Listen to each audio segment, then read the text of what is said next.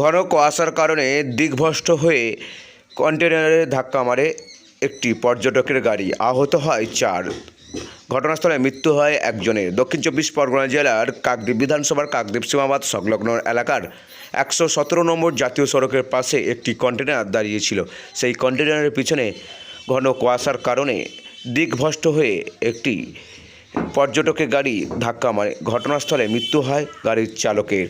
আহত হয় পর্যটক 4 জনের। স্থানীয় বাসিন্দারা তড়িঘড়ি করে ওই 4 পর্যটককে কাকদ্বীপ মহকুমা হসপিটালে নিয়ে আসে চিকিৎসার জন্য। গোটা ঘটনা তদন্ত চালাচ্ছে কাকদ্বীপ থানার পুলিশ। বমি করছে না সে লোকটা রক্ত বমি করছে, সে গাড়িতে আওয়াজ দুম করে মারলো এখানে।